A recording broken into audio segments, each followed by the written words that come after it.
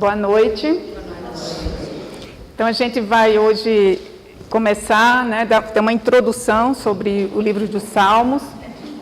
E a gente começa falando, na realidade, o que significa, a palavra Salmos. A palavra Salmos, ela vem do grego, e o significado de Salmos é uma oração cantada, acompanhada de instrumentos musicais, que é, na realidade, a estrutura do livro dos Salmos. São orações cantadas e acompanhadas de instrumentos musicais. Os Salmos, eles formam o livro mais extenso da Bíblia, que é o livro dos Salmos, que em hebraico se chama Terrilim, que significa louvores. Os Salmos nada mais são, a grande maioria deles, tem uma estrutura poética, mas aqueles que forem ler os Salmos, se aprofundar nos Salmos, não devem, é um conselho que é dado, ser visto como poesias. Por quê? Se a gente fosse deter apenas no contexto poético dos Salmos, a gente deixa de ver o significado do conteúdo de cada Salmo. No total, no livro dos Salmos, nós temos 150 Salmos. Jesus, isso tem relatos na Bíblia, está sendo, a gente observa em várias passagens da Bíblia que Jesus rezou os Salmos. A gente sabe que os meninos, naquela época, eles eram educados, aprendiam a ler, a escrever, e eles estudavam, se aprofundavam no Primeiro Testamento. E os Salmos realmente foi, de acordo com várias passagens em Marcos, Mateus, demonstrando que Jesus, ele tinha conhecimento e que ele rezava realmente os Salmos. Ele está entre os livros mais citados do Segundo Testamento, junto com o livro de Isaías e o livro do Deuteronômio, dos livros do Primeiro Testamento. Os cristãos, no início, após a ressurreição de Cristo, eles rezavam os Salmos. Apesar de ser os Salmos criados pelos judeus, os cristãos, eles rezavam os Salmos, isso de forma bem profunda, e atualmente, na igreja, na liturgia, nós temos a recorrência aos Salmos, por meio da celebração da Eucaristia e da liturgia das horas. O canto gregoriano, ele imortalizou o louvor a Deus por meio dos Salmos, isso todos nós sabemos, Eles nasceram de um ambiente judaico, e são frutos da espiritualidade judaica. Apesar de serem muito antigos, terem bastante tempo para serem produzidos, em torno de 600 anos, eles são eternamente jovens. Eles falam da alma dos homens e mulheres de todos os tempos e de todos os lugares. Quem for ler os Salmos vai ver que diz respeito a muitas situações, a muitos conflitos que nós vivemos atualmente. A língua original dos Salmos foi o hebraico. E de todos, o que eles dizem? De todos aqueles, naquela época, onde eles foram produzidos, todos aqueles que acreditam na vida e na justiça, com a esperança forte em Javé, em Deus.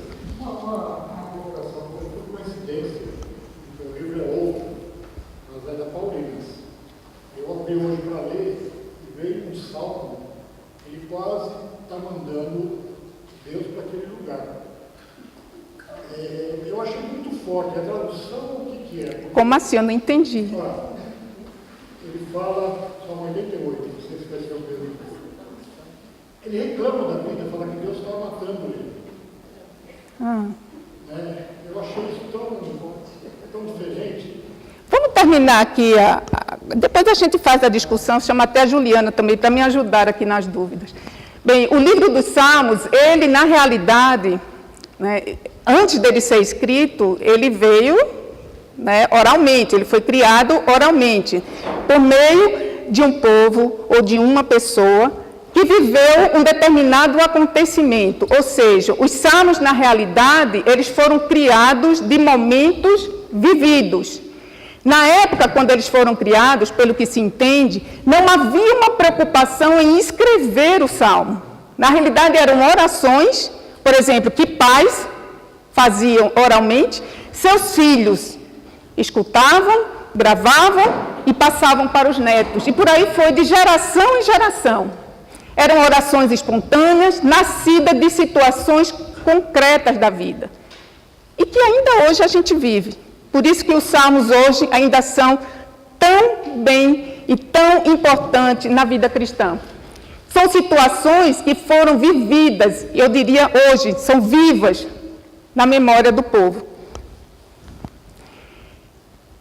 E por que a música nos salmos? São expressões da adoração, né? Por meio de instrumentos, palmas, expressão corporal, mãos levantadas, não é para parecer, né? Os salmos, na realidade, são manifestações de sentimentos que podem ser vistos por meio de instrumentos musicais ou de gestos, né? Na hora que a gente está clamando os salmos.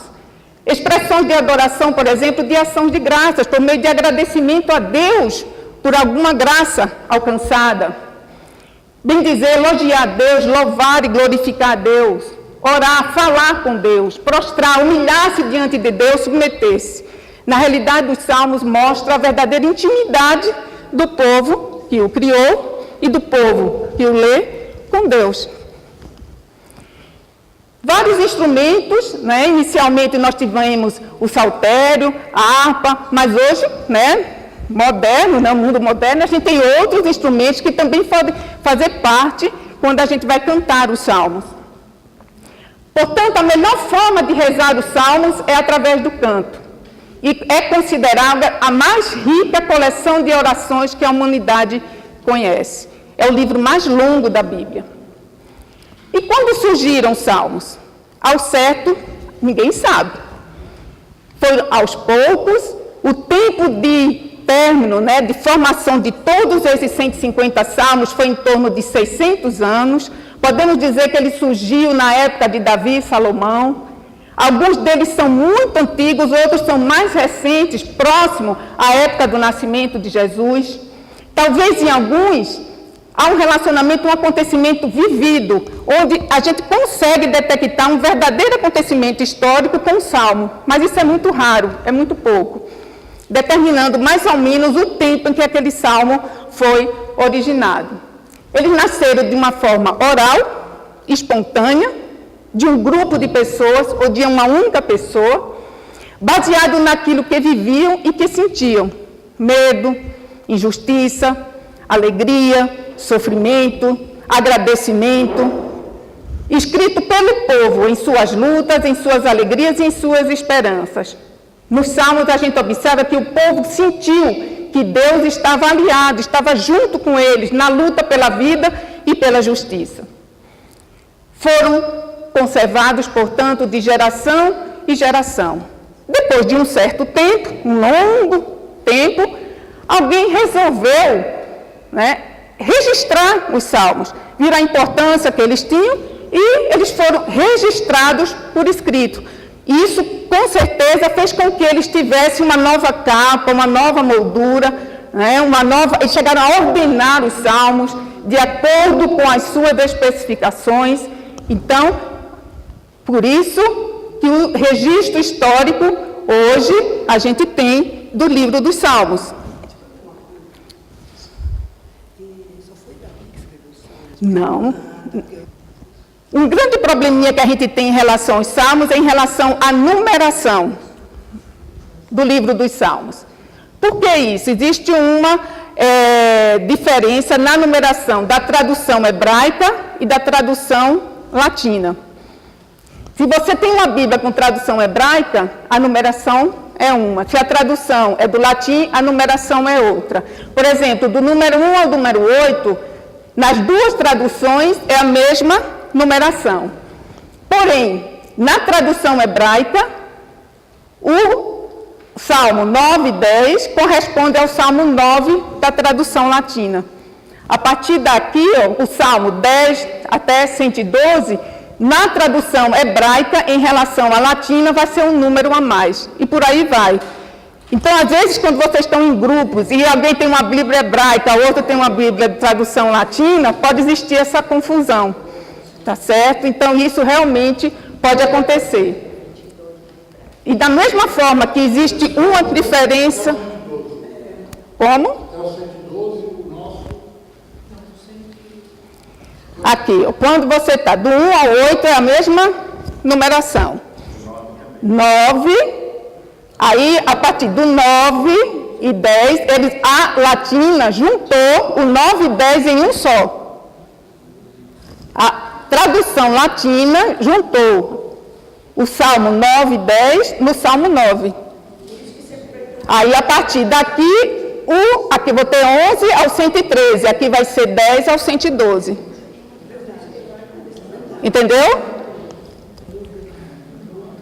Também existem algumas diferenças, tá? Quem escreveu os salmos? Então, ó, a grande maioria dos salmos, elas foram atribuídas a Davi, tá? Não necessariamente foi escrita por Davi, tá? 48 deles são anônimos, 11 salmos pelos filhos de Coré, 12 por Asaf, aí aqui tem vários outros, né, por Moisés, Salomão.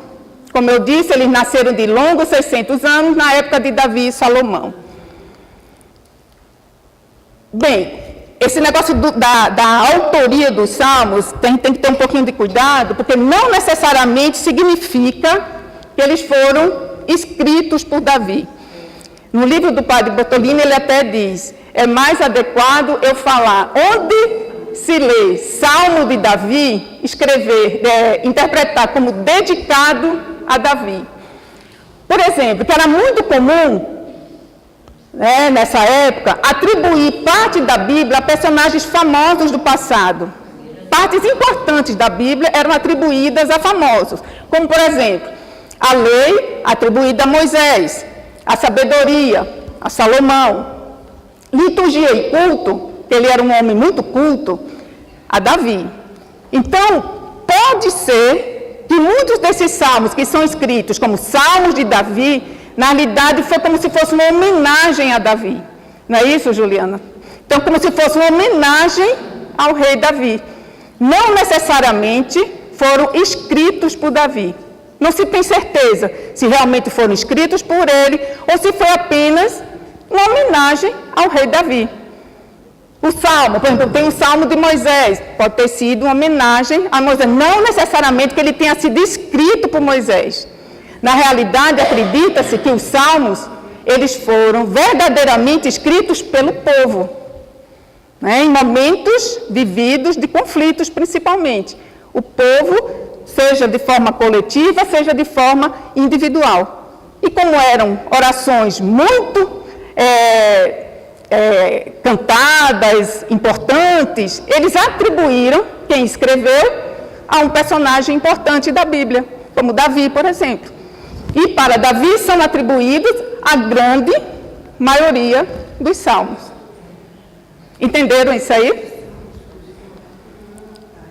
Então, eu enfatizo, quem escreveu os salmos foi o povo que sempre sentiu Deus como aliado na luta pela vida e pela justiça. Eles, na realidade, são como um resumo do Primeiro Testamento. O povo de ontem, aquele povo do passado, né, os judeus, tinham as mesmas esperanças, enquanto sonham e lutam por um mundo melhor. Hoje é a mesma coisa. Por isso que os salmos hoje, atualmente, têm grande importância para os cristãos. Existem 14 tipos diferentes de salmos. Temos 5 famílias, onde então temos os hinos, salmos individuais, salmos coletivos, salmos reais ou régios e salmos didáticos. Cada família dessas 5 famílias, cada uma delas vão ter seus filhos, onde estão distribuídos todos os salmos. Família dos hinos. Nós vamos ter os hinos de louvor, que são um total de 20 salmos. Qual é o objetivo, né? Qual é o conteúdo desses salmos? Louvor a Deus por sua ação na história, como, por exemplo, a sua ação na criação do mundo. Salmo da realeza, é outro filho da família dos hinos. Salmo da realeza do Senhor, são um total de 6. Nesse salmo, eles insistem na expressão onde Javé, Deus, é o rei. Cântico de Sião, são 7. Cântico de Sião é um tema desses salmos, desses 7 salmos, é um tema relacionado à cidade de Jerusalém, que também é chamada de Sião. Salmos individuais, é outra família, né, de salmos. Temos a súplica individual, são um total de 39 salmos, onde uma pessoa clama a Javé por causa da injustiça. Então, a pessoa está passando por um conflito pessoal. Então, é uma oração dessa pessoa, individualmente, clamando a Deus, a Javé, por causa da injustiça. Aí vem depois, ação de graças individual, um total de 11 salmos, onde uma pessoa, após ter clamado por causa de uma injustiça, por exemplo, ela foi atendida e ela agradece a Deus. É um salmo de ação de graças individual. Salmo de confiança individual, um total de 9. Uma pessoa expressa a sua absoluta confiança em Javé. O conteúdo do salmo principal é a confiança em Deus. Salmos coletivos, é outra família de salmos. Súplica coletiva, é de forma semelhante aos salmos individuais, seguindo a mesma regra. Súplica coletiva, um total de 18, é o clamor agora não de uma pessoa, mas de um grupo, diante da injustiça. Ação de graças coletiva, um total de 6. Um grupo agora agradece a Javé a superação de um conflito ou um dom recebido, ou seja, uma graça alcançada. Salmo, a família de confiança coletiva. São 3, né? Mais um filho dessa família de salmos coletivos. Um grupo de pessoas confessa sua total confiança em Javé. O conteúdo do salmo é a confiança em Deus. Salmos reais ou régios. Outra família, com total de 11. Tem como 3 filhos. A personagem central é a pessoa do rei em ação. Foca aqui nos salmos reais a pessoa do rei daquela época. São salmos carregados de ideologia, porque eles defendem a monarquia como uma instituição divina, onde o rei ele é apresentado nesses salmos como filho de Deus. Salmos didáticos, onde nós temos liturgias, que são 3, fragmento de liturgia antiga, onde pouco ou nada se sabe.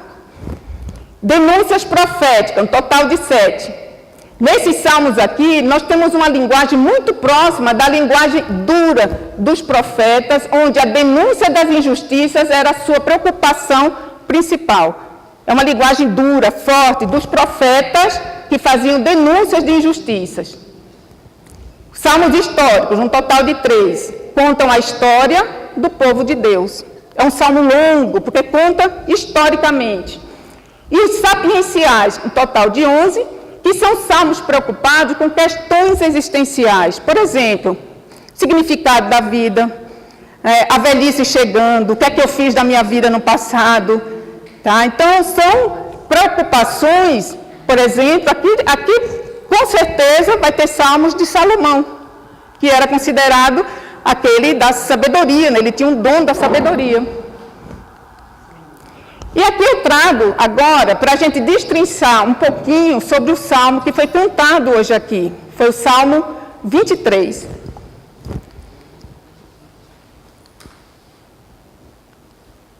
O Senhor é meu pastor. O que é que significa? A certeza do cuidado por Deus. Nada me faltará, a certeza da provisão. Deitar-me faz em verdes pastos, certeza de serenidade. Guia-me mansamente a águas tranquilas, a certeza da calma do espírito. Refrigera minha alma, certeza de saúde espiritual. Guia-me pelas veredas da justiça, a certeza do caminho, né, da direção.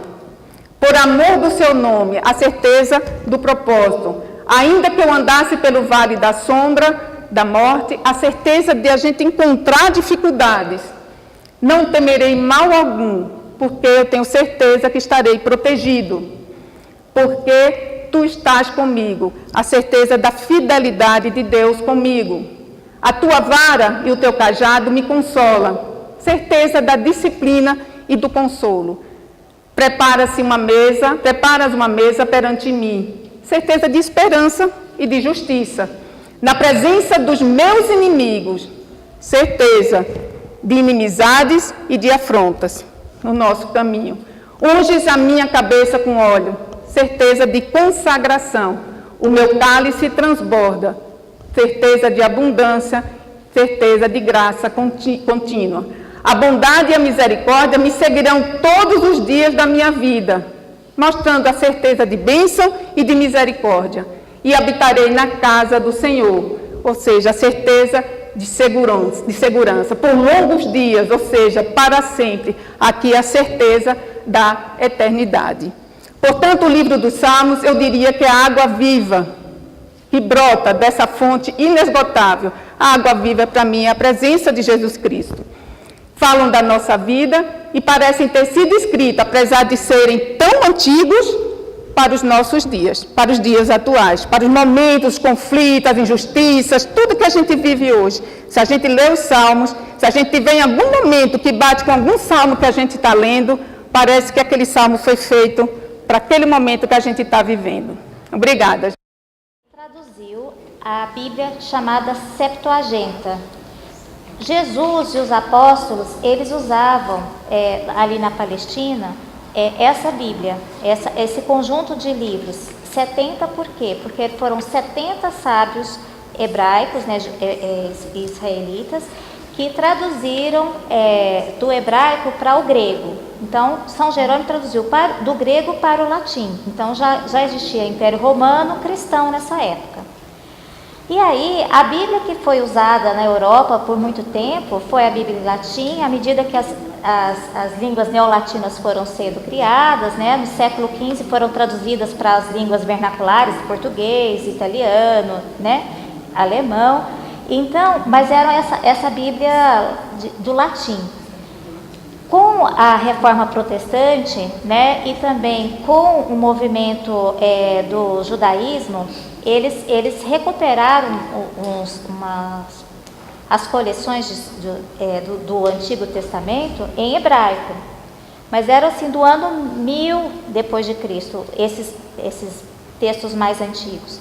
Então, as Bíblias protestantes, o Primeiro Testamento, elas são traduzidas não do latim, mas do hebraico. Então, já tem uma diferença, porque as línguas semíticas, elas têm todo um modo de expressão, que é uma língua mais simples do que o latim. Por exemplo, não existe felicíssimo, eles falam feliz, feliz, feliz. Entendeu? Grande, não existe o maior, existe grande, grande, grande. Né? Então, a tradução fica meio gozada mesmo, fica meio anacrônica, assim, se você for pensar. Agora, depois do Concílio Vaticano II, as livrarias católicas não passaram a vender só traduções da Vulgata, do latim, né? Começaram também a ter novas traduções. Então, a Bíblia de Jerusalém, que é assim, é do hebraico para o português, não é nem do hebraico para, entendeu? Traduziu o hebraico para o inglês, do hebraico para o italiano, né? O Velho Testamento. Então tem essas diferenças mesmo. Se a gente juntar aqui, tem várias. Eu tenho a Bíblia do Peregrino, que foi traduzida do hebraico, e tenho também a Bíblia de Jerusalém, que foi traduzida do hebraico. Tem diferenças. E eles explicam que assim, os textos dos Salmos, tem vários manuscritos, eles não estão em boas condições. Então, às vezes, uma traça comeu ali um pedacinho, você tem dúvida daquela palavra. É um hebraico muito antigo. Então, é igual a palavra assim, sopa. Quando você lembra de sopa, qual que é o significado mais comum de sopa? Um prato, um alimento, né? Mas sopa também pode ser gíria, dizendo, é uma mamata, é fácil. Então, o que aquela palavra significava há 1000, 2000 anos atrás? Então, tudo isso é difícil de traduzir, ainda mais para uma linguagem de hoje, né? Então, tem essas diferenças conforme a tradução. Então, a Bíblia, esse livro que é o preço mais salgadinho, Ele é maior porque tem o salmo e eles usaram a tradução dessa da língua da Bíblia Pastoral. Por isso que ele é grosso, porque tem o salmo e o estudo do salmo. É da hebraica, né? Hebraica, né? A tradução da Bíblia Pastoral, que a maioria tem, eu tenho visto, é do hebraico. Então tem essa diferença. E na missa, como a igreja é muito tradicional, eles continuam usando a Bíblia lá traduzida por São Jerônimo.